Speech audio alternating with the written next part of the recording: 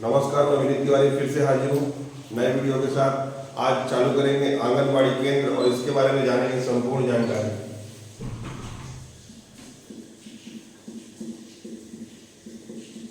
तो देखिए, last time मैंने आपको बताया था कि आंगनबाड़ी केंद्र का संचालन किसके तहत किया जाता है। ICDS कार्यक्रम के तहत संचालन किया जा रहा है। ठीक है, सबसे पहले हम बात करते हैं किसकी, भवन की। फ्रेंड्स, स्टूडेंट्स, भवन जो होता है या तो हुआ किसी ग्राम पंचायत या सरपंच या फिर गांव के किसी व्यक्ति द्वारा निःशुल्क उपलब्ध कराया जा सकता है, बिल्कुल ये पॉसिबल है। और अगर किराए की बात करें तो यह किराए का भवन भी हो सकता है और सरकार चाहे तो इस पर सरकार इस भवन का निर्माण भी कर सकती है। किराए के भवन की बात करें तो पहले देखिए 1 4 6 1 4 6 एक का मतलब है 1000, ग्रामीण 4 का मतलब है 4000, शहरी और 6 का मतलब है महानगर। महानगर के लिए कितना है, 6000 रुपये। ये कौन सा किराया, ये पहले की बात कर रहा हूँ, पहले की। परंतु वर्तमान परिदृश्य में देखा जाए तो यह किराया पोषण 2.0 व सक्षम आंगनबाड़ी और पोषण 2.0 के तहत हमारी जो योजना है सक्षम आंगनबाड़ी व पोषण 2.0, मैंने आपको बताया था ICDS का नया नाम क्या है, सक्षम आंगनबाड़ी व पोषण 2.0। क्लियर है। इसके तहत अभी जो नया किराया है वो कितना हो गया है, 268। याद रखिएगा, 2000, 6000 और 8000। 2000, 6000 और 8000। 2000 जो है ग्रामीण का है, 6000 जो है शहरी का है और 8000 किसका है, महानगर का है। तो वर्तमान परिदृश्य में देखा जाए तो आपको इस किराए पर ध्यान देना है। सक्षम आंगनबाड़ी व पोषण 2.0। पहले की जब बात करते हैं निर्माण की, भवन निर्माण के लिए लागत राशि जो निर्धारित की गई है वो पहले थी 6.5 के लगभग थी। वर्तमान परिदृश्य में देखा जाए तो ये 12.5 लाख है। कितनी है, 12.5 लाख। क्लियर है। तो आंगनबाड़ी केंद्र, लागत राशि, किराए का भवन, क्लियर है। 146, 268, वर्तमान परिदृश्य में 268, 2000, 6000 और 8000। लागत राशि जो है भवन की 12.5 लाख। कितनी है, 12.5 लाख।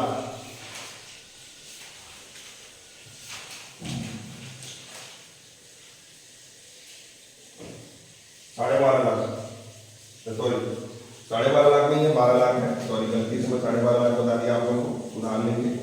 ये कितनी है, 12 लाख। पहले 6.5 लाख थी, अभी वर्तमान में सक्षम आंगनबाड़ी व पोषण 2.0 के अंतर्गत कितनी है, 12 लाख है।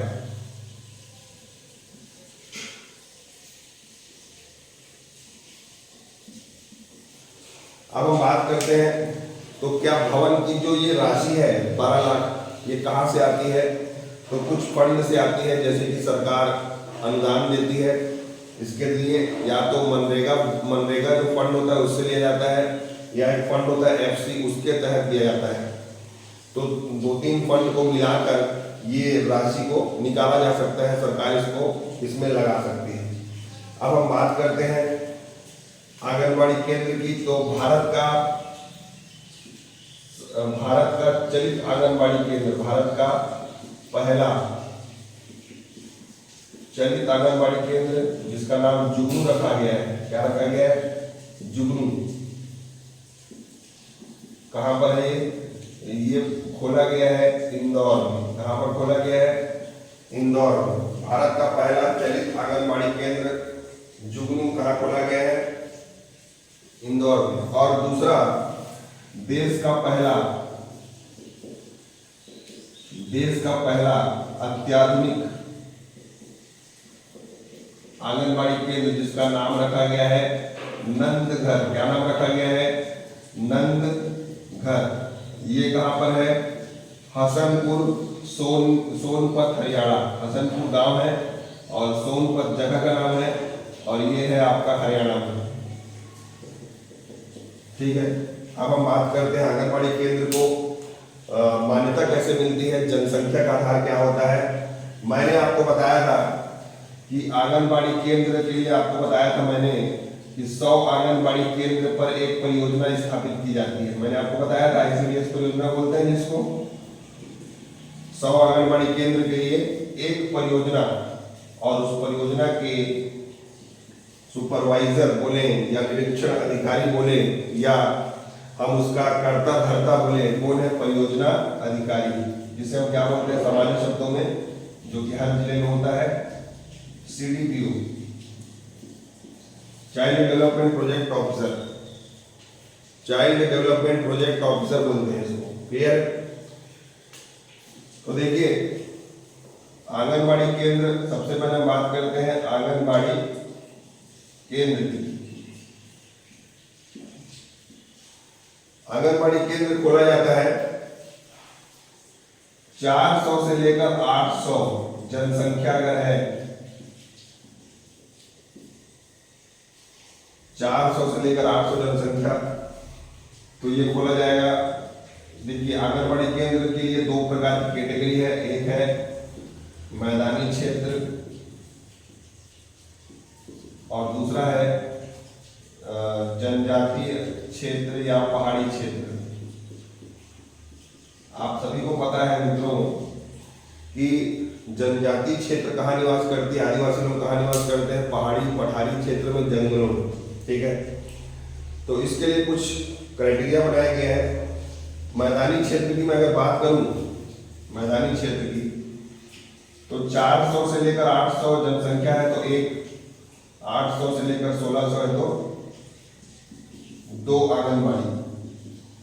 यानी कि अगर किसी गांव की जनसंख्या 400 से लेकर 800 है तो वहां पर एक आंगनबाड़ी केंद्र खोलने का प्रावधान है। लेकिन अगर किसी गांव की जनसंख्या 800 से 1600 के बीच है तो वहां पर 2 आंगनबाड़ी केंद्र खोला जा सकता है। उसके बाद इसी में हम बात करेंगे जंगली, पठारी या जनजातीय क्षेत्रों। तो यहाँ पर 300 से लेकर 800, अगर जनसंख्या कितनी है? 300 से लेकर 800 की जनसंख्या है तो एक मिनी आंगनबाड़ी केंद्र, मिनी आंगनबाड़ी केंद्र, MAK का मतलब है मिनी आंगनबाड़ी केंद्र।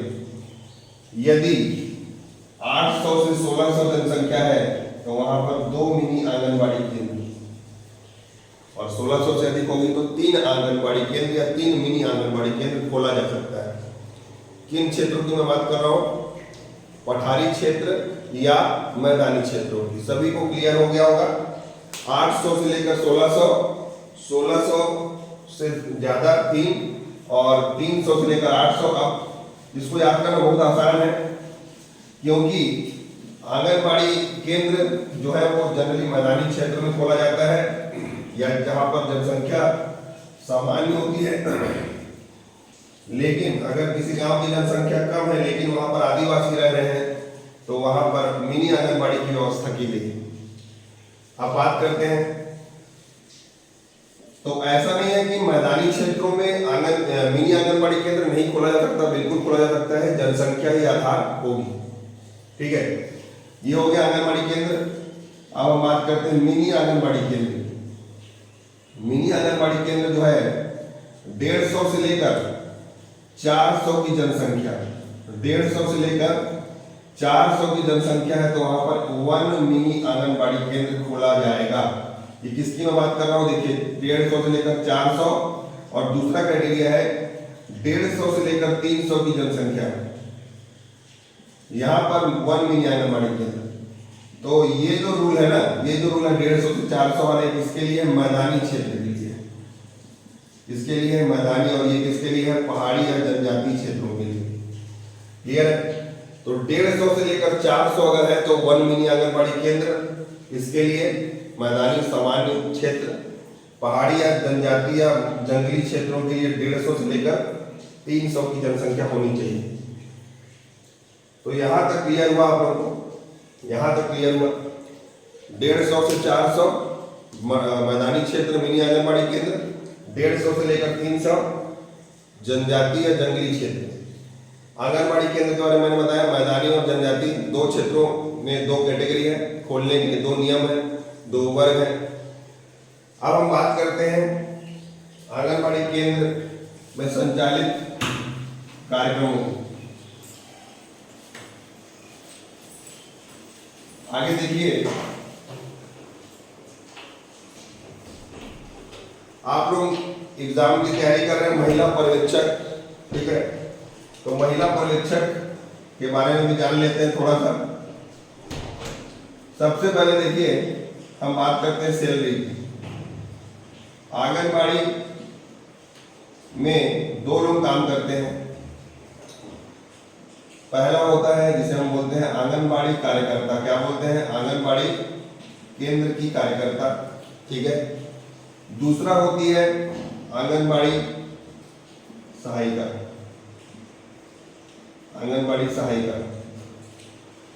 उसी तरीके से मिनी आंगनबाड़ी केंद्र में केवल क्या होता है? मिनी आंगनबाड़ी कार्यकर्ता, एक वर्कर होता है वहां पर। यहाँ पर दो वर्कर की जरूरत नहीं होती। क्यों नहीं होती? क्योंकि यहाँ पर बच्चे कम होते हैं।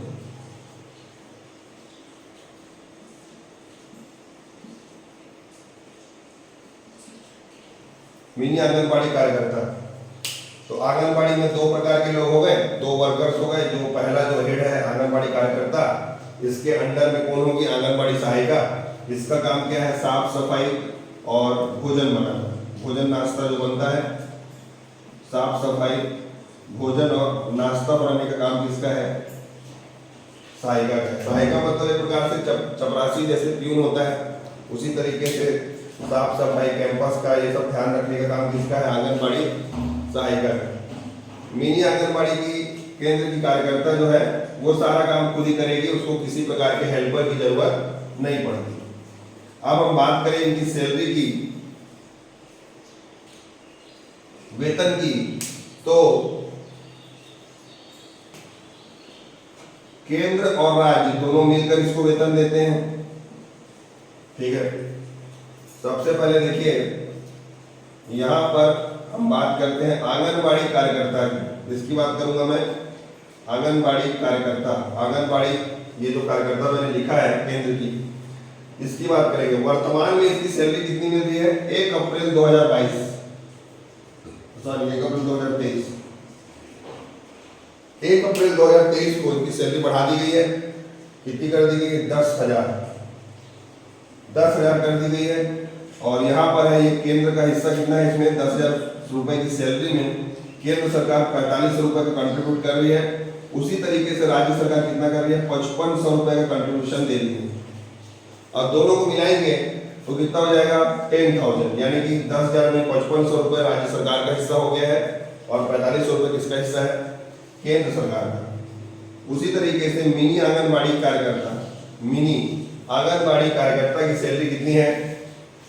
3500 रुपए है, 3500 रुपए केंद्र की तरफ से, और 4000 रुपए किसकी तरफ से? राज्य सरकार की तरफ से। और इनको मिल रहा है 7,500 रुपए। कितना मिल रहा है? 7,500 रुपए। इसके बाद हम बात करेंगे आंगनबाड़ी सहायिका की। सहायिका को मिल रहा है केंद्र की तरफ से 2250 रुपए, 2250। राज्य सरकार की तरफ से मिल रहा है 2750। इन दोनों को जोड़ेंगे तो कितना आएगा? 5,000 रुपीज आएगा। कितना आएगा? 5,000 रुपए। तो ये हो गया तीनों की कैटेगरी, तीनों का सैलरी 10,000, 7,500, 5,000 रुपए बनेगा। अब हम बात करते हैं कि इनकी जो सैलरी है कब से लागू की गई पूछेगा। 1 अप्रैल 2023 से लागू की गई है नई सैलरी। इसके अलावा मितानिन एक और होता है, मितानिन। मितानिन को पहले सैलरी नहीं मिलती थी। मितानिन को क्या मिलता था? प्रोत्साहन राशि, प्रोत्साहन राशि मिलती थी। वर्तमान में इनको प्रोत्साहन राशि के साथ 2200 रुपए पर मंथ मिलेगा। यानी कि इनका प्रोत्साहन राशि मैंने आपको बताया भी था कि जब ये हॉस्पिटल में प्रेग्नेंट लेडी जो रहती है उसको रिफर करते हैं, हॉस्पिटल में एडमिट कराते हैं, तो इनको 200 रुपए मिलता है। कितना मिलता है? 200 रुपए। अब इनको दो जो उनका जो कमीशन है वो तो मिलेगा ही, साथ ही साथ इनको 2200 रुपए की पर मंथ की सैलरी मिलेगी। क्लियर है? तो ये ध्यान रखिएगा कि पहले इनको सैलरी नहीं मिलती थी मितानिन को, वर्तमान में इनको सैलरी दी जाएगी सरकार की तरफ से, लेकिन मितानिन हमारा आईसीडीएस उसको फंडिंग नहीं देता है। मितानिन का जो नोडल विभाग है जिसके अंतर्गत वो आती हैं वो है स्वास्थ्य विभाग। हालांकि इनका रोल है आंगनबाड़ी में, आंगनबाड़ी केंद्रों में ये हेल्पर के रूप में काम करती हैं और अपना कमीशन प्राप्त करती है, आईसीडीएस में अपना सहयोग प्रदान करती है। क्लियर है यहाँ तक? अब हम आगे चलते हैं। देखिए सभी लोग, एक बार फिर से रिवाइज कर देता हूँ। मितानिन ये तीनों हमारे डिपार्टमेंट वाले बंदे हैं, आंगनबाड़ी कार्यकर्ता, मिनी आंगनबाड़ी कार्यकर्ता, सहायिका। लेकिन जो मितानिन है उसको सैलरी स्वास्थ्य विभाग देता है, लेकिन पहले राज्य सरकार की तरफ से उनको कोई सैलरी नहीं दी जाती थी। वर्तमान में 2200 रुपए सैलरी उनकी फिक्स की गई है सरकार की तरफ से। इसके अलावा प्रोत्साहन राशि के रूप में उनको कमीशन मिलेगा। आगे देखते हैं।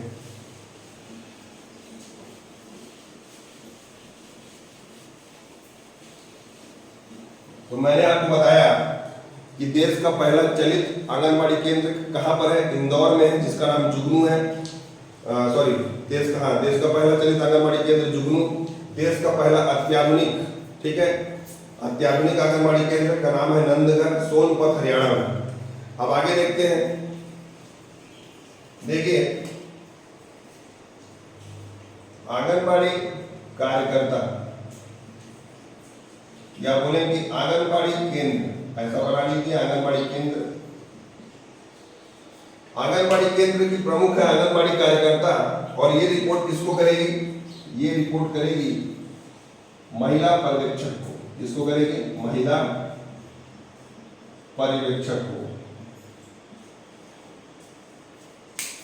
एक वुमेन सुपरवाइजर, याद रखिएगा, एक वुमेन सुपरवाइजर के अंडर में कितने आंगनबाड़ी केंद्र आते हैं? 25। या अगर आपसे क्वेश्चन पूछा जाए कि एक महिला पर्यवेक्षक कितने आंगनबाड़ी केंद्रों को सुपरवाइज कर सकती है, निरीक्षण कर सकती है, पर्यवेक्षण कर सकती है, तो आंसर होगा 25। अब आगे देखिए, महिला पर्यवेक्षक जो होगी, महिला पर्यवेक्षक किसको रिपोर्ट करेगी? तो ये रिपोर्ट करेगी सहायक परियोजना अधिकारी को। किसको रिपोर्ट करेगी? सहायक परियोजना अधिकारी, जो इसके ऊपर होगा। सहायक परियोजना अधिकारी किसको रिपोर्ट करेगा? बाल विकास कार्यक्रम अधिकारी को, जिसका एग्जाम लेता है पीएससी, बाल विकास कार्यक्रम अधिकारी। और ये होते हैं ब्लॉक में, इनकी नियुक्ति कहाँ होती है? ब्लॉक या तहसील में ये नियुक्त किए जाते हैं। एक ब्लॉक का हेड होता है बाल विकास कार्यक्रम अधिकारी। उसके बाद बाल विकास कार्यक्रम अधिकारी के बाद यहाँ पर जिला योजना अधिकारी बोल सकते हो, जिला योजना या कार्यक्रम अधिकारी। हर जिले में एक प्रमुख होता है, जिसे जिला परियोजना अधिकारी भी बोलते हैं, मैंने आपको बताया था। सीडीपीओ, जिला परियोजना अधिकारी, सुप्रीमो। और उसके बाद ये जो है, ये रिपोर्ट किसको करेगा? आयुक्त को करेगा। आयुक्त कौन है? अभी भुवनेश यादव, मैंने आपको डाटा बताया था, भुवनेश यादव जी। और ये जो आयुक्त है, आयुक्त या सचिव बोल लो, और ये जो सचिव है ये किसको रिपोर्ट करेगा? मंत्री को। मंत्री कौन है? अनिला भेड़िया। क्या नाम है? अनिला भेड़िया जी। मैंने आपको बताया था ये हमारी छत्तीसगढ़ की विभागीय मंत्री हैं, महिला एवं बाल विकास कार्यक्रम की। तो आंगनबाड़ी केंद्र में सबसे पहले जो कार्यकर्ता है वो रिपोर्ट देंगे महिला पर्यवेक्षक को। एक महिला पर्यवेक्षक के अंडर में 25 आंगनबाड़ी केंद्र आ सकते हैं। ये जो है सहायक परियोजना अधिकारी से परमिशन लेगी। बाल विकास कार्यक्रम अधिकारी को ये रिपोर्ट करेगा, इसका बॉस ये होगा, और इसका बॉस जिला योजना अधिकारी, और सबका बॉस कौन होगा? सारे जिले का बॉस सचिव। और ये जो सचिव है इसके अंदर जो होगा मंत्री के अंडर में। तो ये हायरार्की है जो मैंने आपको बताई है। 100 आंगनबाड़ी केंद्र इसके अंदर में आएंगे। तो यहां तक क्लियर है आप लोगों को? यहां तक क्लियर है? चलिए आगे देखते हैं। अच्छा, एक क्वेश्चन और आता है कि एग्जाम में कि जो किराया है, किराया आंगनबाड़ी केंद्रों का किराया किसके द्वारा प्रदान किया जाता है, फंड कौन देता है, क्लियर है। तो परियोजना अधिकारी फंड देगा, याद रखिएगा, परियोजना अधिकारी। और अनुमति भी वही देगा भवन की, किराया में किस भवन को लेना है, फाइनल परमिशन कौन देगा, परियोजना अधिकारी देता है, जो कि फाइनेंशियल अथॉरिटी परियोजना अधिकारी को माना जाता है। आगे देखते हैं।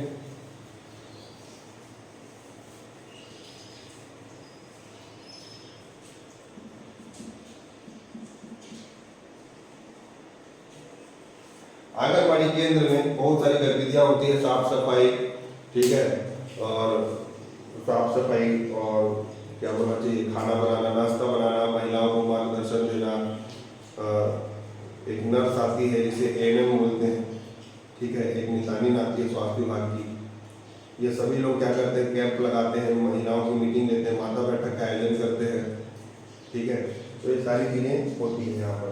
अब हम बात करेंगे इनको क्या क्या सुविधाएं मिलती हैं। सबसे पहले यानी कि हम किसकी बात कर रहे हैं, छुट्टियों की बात कर रहे हैं। सैलरी की तो बात कर ली, अब हम बात करेंगे छुट्टियों की। तो आंगनबाड़ी कार्यकर्ता को क्या क्या अवकाश मिलते हैं। सबसे पहले हम बात करेंगे ग्रीष्म अवकाश। ग्रीष्म अवकाश, इनको 10 दिनों का ग्रीष्म अवकाश दिया जाता है। कितने दिनों का, 10 दिनों का, ठीक है। इनको 10 दिनों का ग्रीष्म अवकाश दिया जाता है, 10 दिनों का ग्रीष्म अवकाश दिया जाता है।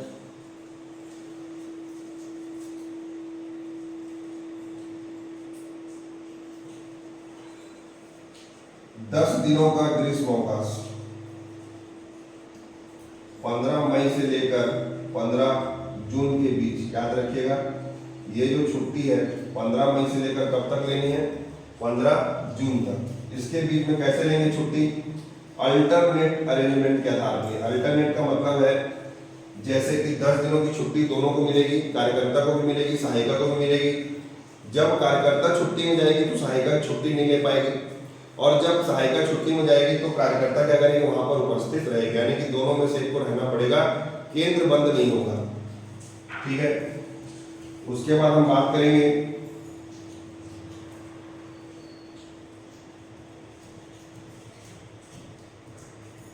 आकस्मिक अवकाश। आकस्मिक अवकाश, आकस्मिक अवकाश का मतलब है कि साल में आपको एक बार या टोटल आकस्मिक अवकाश के रूप में कितना दिन मिलेगा, 15 दिवस एक साथ मिलता है, 15 दिन। अभी आकस्मिक अवकाश है क्या, जैसे आपके घर परिवार में कुछ घटना घट गई, इमरजेंसी आ गई, इस प्रकार की स्थिति में आपको क्या मिलेगा, आकस्मिक अवकाश मिलेगा। एक होता है अनुमति अवकाश, मैं इसको अपना नाम दिया हूं, परियोजना अधिकारी। परियोजना अधिकारी चाहे, यानी कि आपका बॉस चाहे, परियोजना अधिकारी की अनुमति से, परियोजना अधिकारी की अनुमति से आपको 7 दिन की छुट्टी दी जा सकती है। कितने दिन की, 7 दिन। और ये किसके ऊपर डिपेंड करेगा, केवल और केवल परियोजना अधिकारी। अगर परियोजना अधिकारी चाहेगा, आपके रीजन को समझेगा, तो आपको 7 दिन की छुट्टी दे सकता है। अब सबसे बड़ी बात आती है प्रसूति अवकाश की। प्रसूति अवकाश, प्रसूति अवकाश दिया जाता है मैक्सिमम 180 डेज, कितना, अधिकतम 180 दिन। एक चीज आपको मैं बताना चाहूंगा कि ये मैक्सिमम 2 बच्चों के लिए है, यानी कि आप इसको एक बच्चे के लिए भी ले सकते हो और 2 बच्चे के लिए, लेकिन प्रसूति अवकाश के रूप में आपको 180 दिन ही मिलेगा। आप उसको पहले बच्चे के लिए एक साथ लेना चाहते हो तो ले लीजिए, या दूसरे बच्चे के लिए बचा के रखना चाहते हो तो बचा लो, लेकिन सरकार आपको 180 डेज ही छुट्टी देगी। 180 डेज से एक दिन ज्यादा ना एक दिन कम देगी। समझ में आया। यानी कि कई लोग ये सोचते हैं कि हमको हर बच्चे के लिए 180 डेज मिलेगा, नहीं, ऐसा नहीं है। अधिकतम 180 दिनों की स्वीकृति मिलेगी, उसके बाद आपका कोई छुट्टी सरकार की तरफ से प्रसूति अवकाश के रूप में आपको नहीं दी जाएगी। मान लेते हैं एक सिचुएशन आ गई कि किसी महिला ने छुट्टी ली और उसका गर्भपात हो गया या उसका बच्चा कुछ कारणों से नहीं आ पाया, उस स्थिति में 45 दिन का सैलरीड अवकाश मिलेगा। आप सभी को पता है प्रसूति अवकाश में सैलरी नहीं बनती, क्लियर। लेकिन सरकार आपको पैसा देगी, 45 दिन का सैलरी देगी यदि किसी कारणों से मेडिकल कंडीशन या कुछ समस्याओं से आपका बच्चा गिर जाता है, तो उस स्थिति में आपको 45 दिन का सैलरी आपको मिलेगी। तो ये हो गया हमारा छुट्टी और अवकाश की बात। अच्छा, एक चीज और बताना चाहूंगा कि ये जो रूल है ये सभी के लिए है, सहायिका के लिए भी है, आंगनबाड़ी कार्यकर्ता के लिए भी, मिनी आंगनबाड़ी कार्यकर्ता के लिए भी। तो ऐसा नहीं है कि मैं यहाँ पर आंगनबाड़ी कार्यकर्ता लिखा हूं तो आप उसको यही समझेंगे, ये तीनों के लिए, आंगनबाड़ी कार्यकर्ता, मिनी आंगनबाड़ी कार्यकर्ता और सहायिका। अब हम बात करते हैं छुट्टियों की, जो आंगनबाड़ी केंद्रों में जो दिन मनाए जाते हैं उसकी बात करेंगे।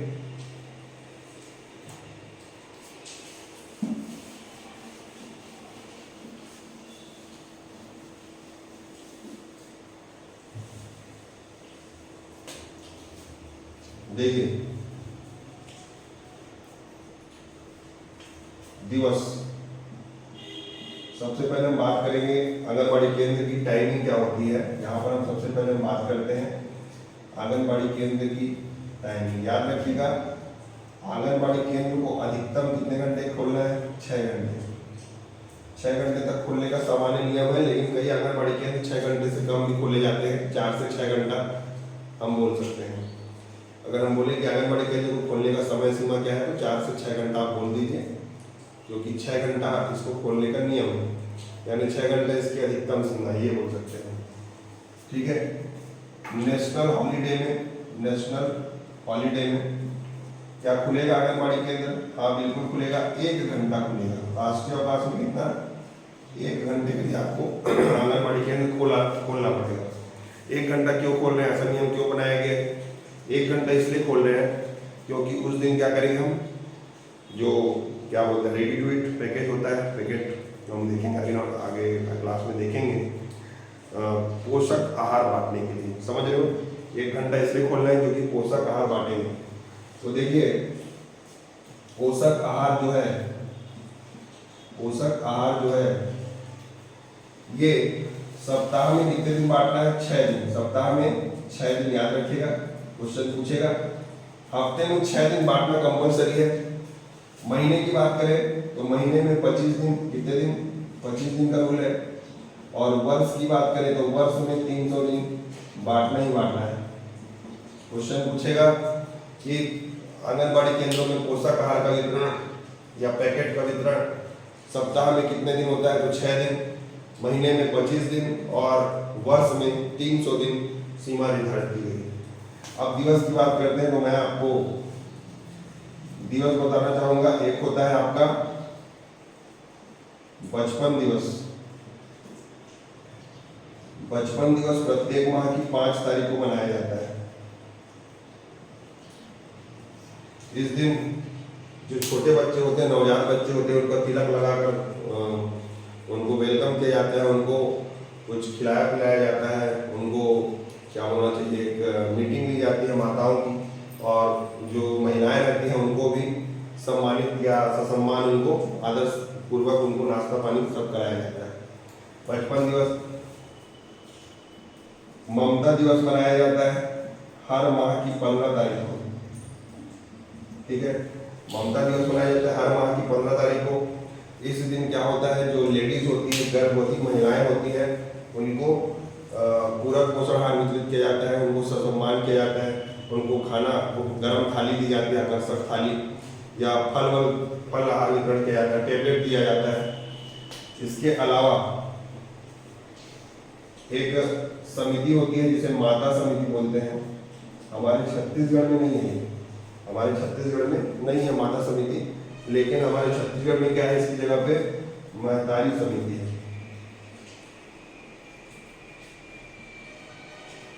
और महतारी समिति जो है इसमें एक कमेटी होती है महिलाओं की, जैसे कि मान लीजिए आपके आंगनबाड़ी केंद्र कोई मोहल्ले में खुला है, उस मोहल्ले में एक महिला लोग क्या करेंगे, कमेटी बना देंगे आपस में मिलजुल के, और उसका रजिस्ट्रेशन भी होगा जैसे स्व सहायता समूहों का होता है, ठीक है, नगर पालिका या जनपद के ऑफिस में पंजीयन होगा उस ग्रुप का, तो उसका नाम भी होगा, कुछ ना कुछ नाम रख सकते हैं आप उसका। उसके बाद ये जो कमेटी होगी ये आंगनबाड़ी केंद्रों में होने वाले निर्माण कार्य और होने वाले कुछ भी खाने की गुणवत्ता, स्टॉक रजिस्टर, इन सभी चीज़ों का निरीक्षण कौन कर सकती है, महतारी समिति, और जरूरत पड़ने पर इनका शिकायत भी कर सकती है। शिकायत प्रणाली हम देखेंगे आने वाले समय में। तो ये हो गया महतारी समिति। इसमें याद रखिएगा 10 माताएं होती हैं और एक मितानी होती है।